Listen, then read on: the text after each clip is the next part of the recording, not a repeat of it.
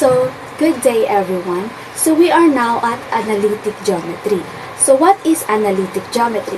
Analytic geometry is a study of geometry using a coordinate system. So courtesy to René Descartes, which is the founder of analytic geometry. But in this video, we will focus on the distance formula between 2 points in a Cartesian coordinate plane. But before we proceed, what is distance formula? Distance formula is used to calculate the distance or the distance between 2 points. So let's take a quick look to our Cartesian coordinate plane. Our Cartesian coordinate plane composed of 4 quadrants. We have the first quadrant, which has positive and positive coordinates, and we have quadrant 2, which has a negative and positive coordinates, and quadrant 3, which has a negative and negative coordinates, and the fourth quadrant, which is a positive and negative coordinates. And these two intersecting lines, which are perpendicular to each other, is called the axis. And this horizontal lines is called the x-axis. And this vertical lines is called the y-axis. It's the y-axis. So moving on, where does formula came from? So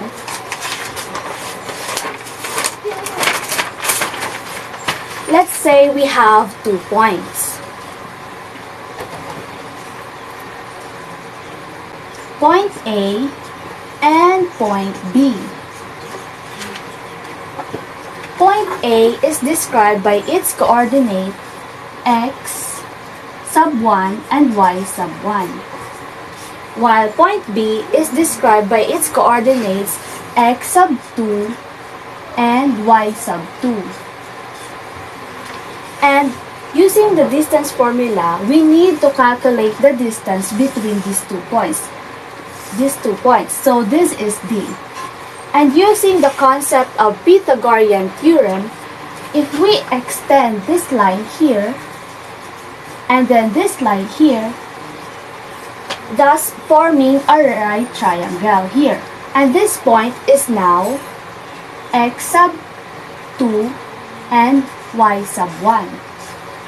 So, given this distance is now y sub 2 minus y sub 1, while this distance here is given by x sub 2 minus x sub 1. So using the concept of Pythagorean theorem, which is the square of the hypotenuse is equal to the sum of the squares of the two sides. So we have d squared is equals to the quantity of x sub 2 minus x sub 1 squared plus the quantity of y sub 2 minus y sub 1 squared. So by that, we have now the distance formula, which is d is equals to the square root of the quantity of x sub 2 minus x sub 1 squared plus the quantity of y sub 2 minus y sub 1 squared. So now, this is our distance formula. Now, let's apply and use our distance formula.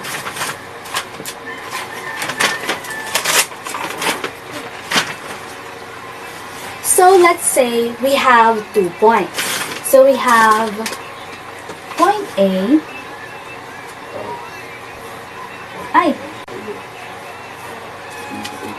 point A, which is negative 2 and then positive 3, and we have point B, which is 2 and then positive 2. So In our point A, we have the x coordinate and the y coordinate. And in our point B, we also have a x coordinate and then the y coordinates. So, in these 2 points, we have to calculate the distance between these 2 points. So, how? We are now, by plugging it to our distance formula. Our distance formula is d is equals to the square root of the quantity of x sub 2 minus x sub 1 squared plus the quantity of y sub 2 minus y sub 1 squared. But before we proceed to plugging it to our distance formula, we need to find first the value of these variables. So, our x sub 1 is equals to negative 2. Our x sub 2 is equals to positive 2. Our y sub 1 is equals to positive 3. Our y sub 2 is equals to positive 2. And upon knowing the values of the variables, we're going now to solve it and to plug it to our distance formula.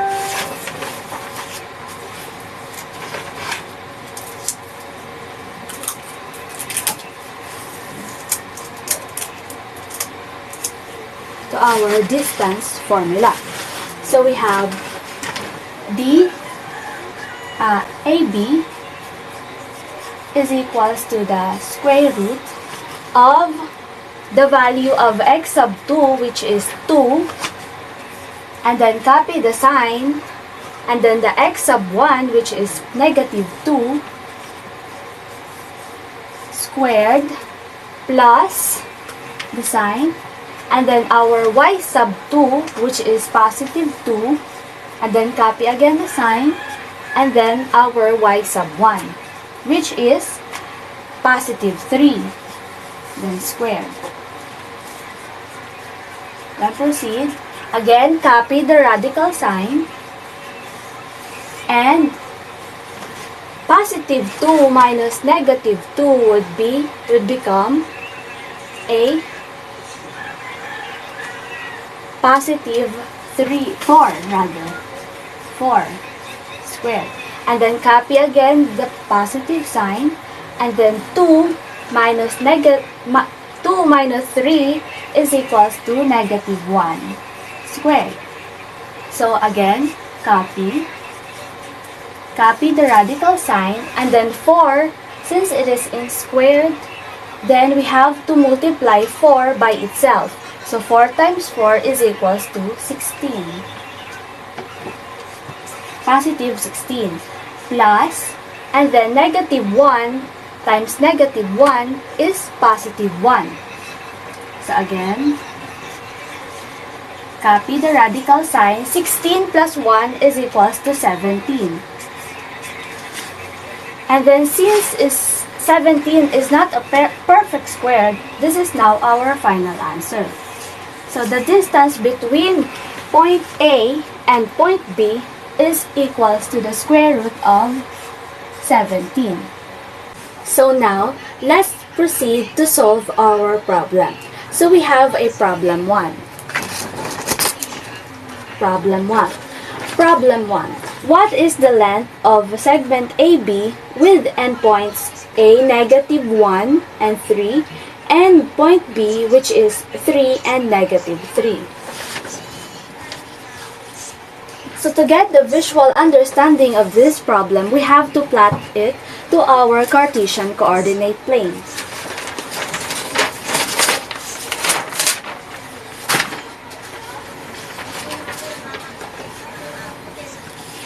So we have point A, which is negative 1. So since our x coordinate is negative, we have to move from the origin to the left. So let's count negative 1. And then our y coordinate is positive, so it means that we have to go upwards. So let's count 1, 2, 3. And now, where does this little dotted cross or intersect? It is in here. So now, we have point -1 and +3. Now, we have our point A. So now, let's plot the point B, which is +3. And +3, it means that we have to move from the origin to the right, since it is positive. So we have to count 1, 2, 3. And then our y coordinate is negative, so we have to move from the origin downwards. So let's count 1, 2, 3. And again, where does this little dotted cross? It is in here. So we have now our point B, which is the +3 and -3. Point B. And the problem is, what is the length? So we have to find the length or the distance between point A and point B. So again, we have to plug in it to our distance formula. Our distance formula is D is equals to the square root of the quantity of x sub 2 minus x sub 1 squared plus the quantity of y sub 2 minus y sub 1 squared. So, AB, so the distance between AB is equals to the square root of our x sub 2 is equals to +3 minus our x sub 1 is equals to -1. And then squared plus our y sub 2 is -3. -3 minus our y sub 1 is equals to +3. Squared. So, let's proceed. Going to here. AB is equals to the square root. Copy the radical sign. So, 3 minus -1 is equals to 4. 4 squared. Copy the sign. And then -3 minus 3 is going to be -6 squared. And then, again, let's proceed. Copy again the radical sign. 4 times 4 is equals to 16. 16 plus -6 times -6 is equals to +36. So, AB is equals to the 0. Now, let's add 36 plus 16 is equals to 52. 52. Since 52 is not a perfect square, our answer is 52. So the distance between point A and point B is equals to the square root of 52. And now, let's proceed to our problem 2. Problem 2. Problem 2 is determine the distance between point P, which has a coordinates of +1 and 6, and point Q, which has the coordinates of +5 and +2. So, let's plot it to our Cartesian coordinate plane.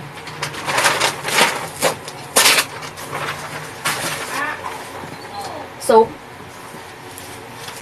first we have point P. 1 and 6. So 1, and then y is positive, so going upwards. 1, 2, 3, 4, 5, 6. And then where does the intersect? Here. And then our point Q, +5. So 1, 2, 3, 4, 5. And then our y is +2.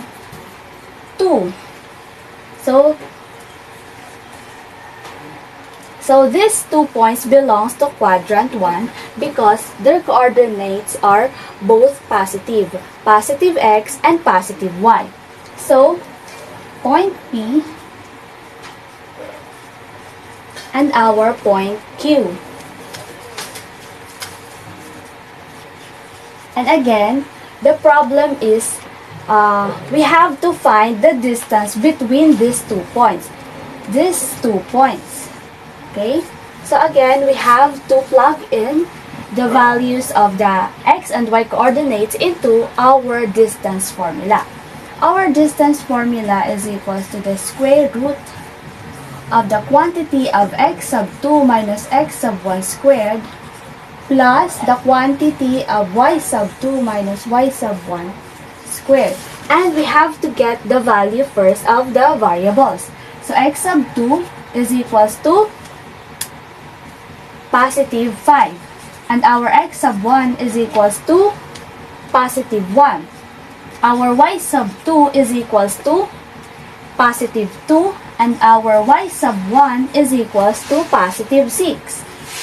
So upon knowing the values of these variables, we will now going to proceed by plugging it to our distance formula. So, point PQ is equals to the square root of our x sub 2 is equals to 5 minus our x sub 1 is equals to positive 1 squared. Copy the sign. Our y sub 2 is equals to 2, positive 2, copy. And our y sub 1 is equals to positive 6 squared. Let's proceed. So, copy the radical sign.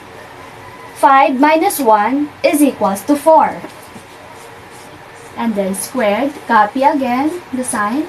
And then 2 minus 6 is equals to negative 4. Negative 4 squared.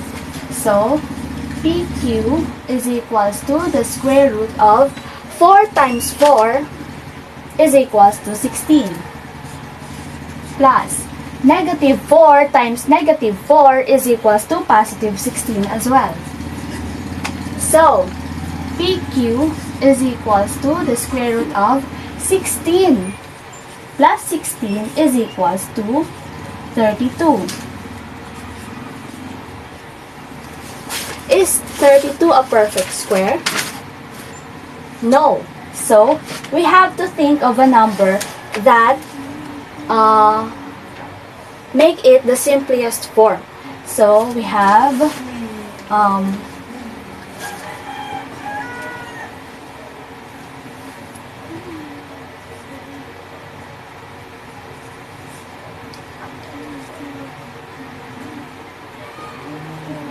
we have 2 and 16.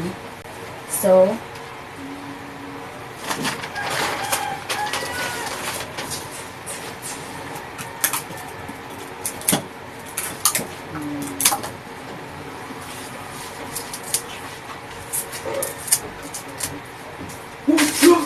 we have 2 and 16. 2 and 16.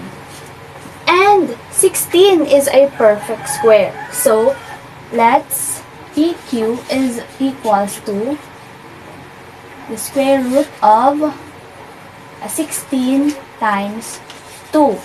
And PQ is equals to, since 16 is a perfect square, we have to 4, 16, the square root of 16 is 4, and then copy the radical sign and then proceed to copy the 2. So our answer for the distance of PQ, the line PQ is 4 square root of 2. So PQ is equals to the 4 square root of 2.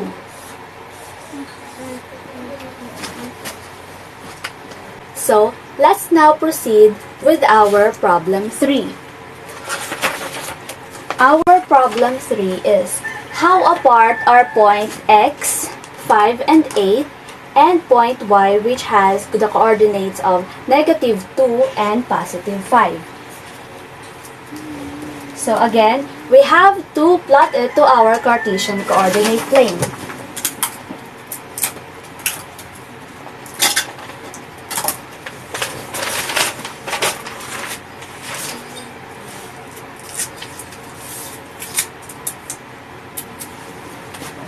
we have the y-axis and then the x-axis. So our first point is the point x, which it has the x coordinates of positive 5. So 1, 2, 3, 4, 5. And the y coordinate, which is positive 8. So 1, 2, 3, 4, 5, 6, 7, 8. And they met at this point, x. And then 5, we have to label it. And our second point is the point y, which has the x coordinate of negative 2, so to the left, 1, negative 1, and negative 2, and then positive 5, so upwards. 1, 2, 3, 4, 5, so they met here. So again, we have to label it. So y, negative 2, and then positive 5. So again, the problem is how apart. So we are going to find the distance between these 2 points again. So by plugging, to find the distance between these 2 points, we have to use our distance formula. Our distance formula is equals to the square root of the quantity of x sub 2 minus x sub 1 squared plus the quantity of y sub 2 minus y sub 1 squared. So first, we have to find the values of these variables. So x sub 1 is equals to positive 5. And our x sub 2 is equals to negative 2. Our y sub 1 is equals to positive 8. And our y sub 2 is equals to positive 5. So upon knowing the values of these variables and to have a visual understanding of this, we have now to plug in our these variables to our distance formula. So let's use this one.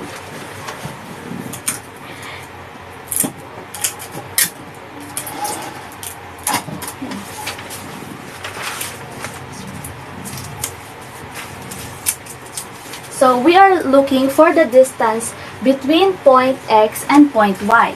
So x, y is equals to the square root of our x variable, our x square sub 2 is equals to negative 2 minus our x sub 1 is equals to positive 5 squared. Again, copy the sign, and our y sub 2 is equals to positive 5 and minus, copy again the sign, our y sub 1 is equals to positive 8 squared. So let's proceed. Copy again the radical sign. So negative 2 minus 5 is negative 7. So squared, copy the sign, plus, and then 5 minus 8 is equals to negative 3 squared. So copy again the radical sign. Negative 7 times negative 7 is equals to positive 49. Copy again the sign. Negative 3 times negative 3 is equals to positive 9. So x minus xy is equals to square root of 49 plus 9. 49 plus 9 is equals to 58. Is 58 a perfect square? No. So we have to think of a number which makes it the simplest form. So we have say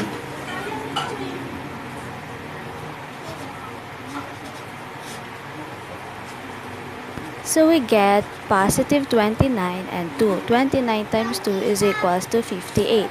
But since 29 and 2 is not a perfect square, square root of 58 is still the answer. So this is now our answer. This is the distance between point x and y. the distance between point X and Y is square root of 58. So, in conclusion, analytic geometry is a study of geometry using a Cartesian or coordinate system. So, distance formula is used to calculate the distance or the distance between 2 points. So, our Cartesian coordinate plane is composed of 4 quadrants. We have quadrant 1, quadrant 2, quadrant 3, and quadrant 4. And these two intersecting lines here is called the axis. And then this line is called the x-axis, while this one is called the y-axis. And then, to have the visual understanding of points, we have to plot it to our Cartesian coordinate plane. The distance formula is equals to the d is equals to the square root of the quantity of x sub 2 minus x sub 1 squared plus the quantity of y sub 2 minus y sub 1 squared. So, our distance, this is our distance formula. So, I hope that you've learned something in this video, and that would be all. Thank you.